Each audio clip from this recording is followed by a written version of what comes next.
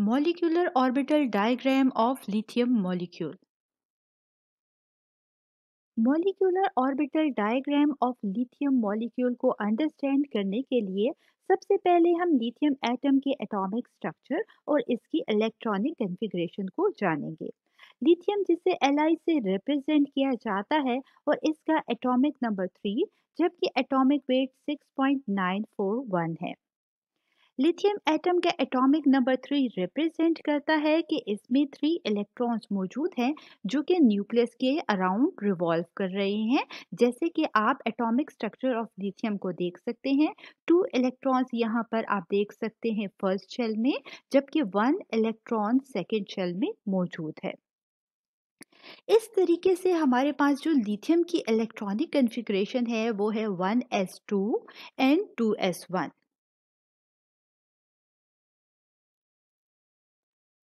Molecular orbital diagram को draw किया जाता है according to the molecular orbital theory.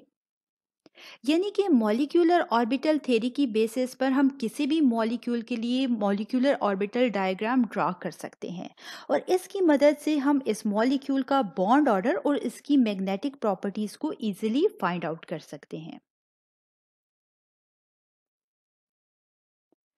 जब 2 लिथियम एटम्स के 1s एटॉमिक ऑर्बिटल्स आपस में ओवरलैप करेंगे तो इसके रिजल्ट में हमारे पास 2 मॉलिक्यूलर ऑर्बिटल फॉर्मेशन होगी।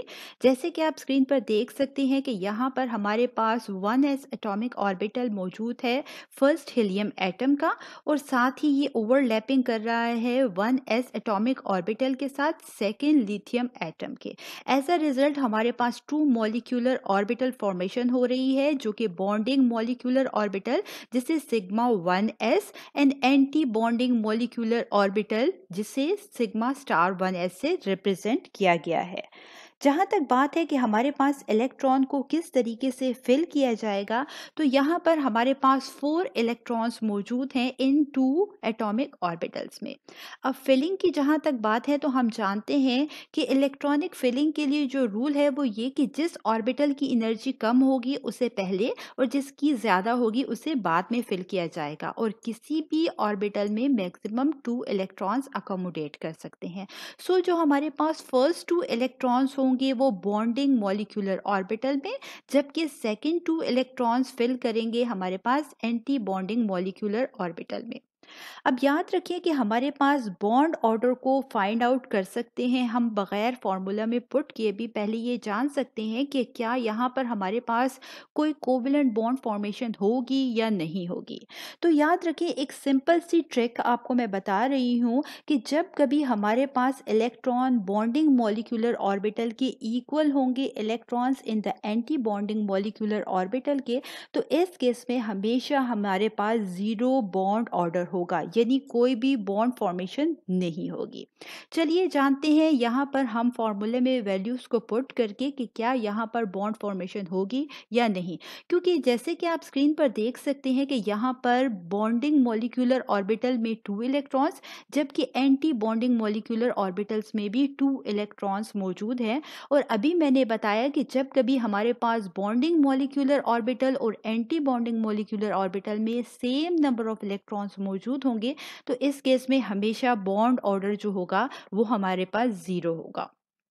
फॉर्मूला है हमारे पास बॉन्ड ऑर्डर के लिए जो कि है 1/2 इज 1/2 हमारे पास ब्रैकेट में electrons in the bonding molecular orbital minus electron in the anti bonding molecular orbital. तो अब यहाँ पर फॉर्मूला में वैल्यूज को पुट करते हैं।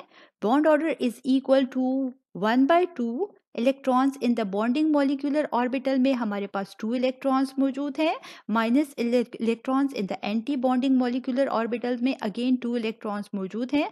वैल्यूज को पुट करेंगे 2 - 2 इज इक्वल टू 0, तो ओवरऑल हमारे पास जो आंसर आएगा वो 0 आ गया। तो आप देख सकते हैं कि हमारे पास यहाँ पर बॉन्ड ऑर्डर 0 रिप्रेजेंट कर रहा है कि हमारे पास जो फर्स्ट शेल है इसमें कोई भी बॉन्ड फॉर्मेशन नहीं होगी। मीन्स जब कभी इक्वल नंबर में आपके पास इलेक्ट्रॉन बॉन्डिंग और एंटी बॉन्डिंग मॉलिक्यूलर ऑर्बिटल में मौजूद हो तो बॉन्ड ऑर्डर के फॉर्मूला में वैल्यू पुट करने के से पहले ही आपको पता होना चाहिए कि यहाँ पर हमारे पास कोई भी बॉन्ड फॉर्मेशन नहीं होने वाली, जैसे कि लिथियम के फर्स्ट शेल में हो रहा है। लिथियम के सेकेंड शेल जहाँ पर 1 इलेक्ट्रॉन मौजूद है और आप यहाँ पर देख भी सकते हैं जो एटॉमिक स्ट्रक्चर है लिथियम मॉलिक्यूल का, जिसमें फर्स्ट शेल में 2 इलेक्ट्रॉन्स जबकि सेकेंड शेल में 1 इलेक्ट्रॉन मौजूद है। ठीक है, और जिसकी इलेक्ट्रॉनिक कन्फिग्रेशन जो सेकेंड शेल के लिए है वो है हमारे पास 2s1, मीन्स कि सेकेंड शेल में हमारे पास जो s ऑर्बिटल है उसमें 1 इलेक्ट्रॉन मौजूद है।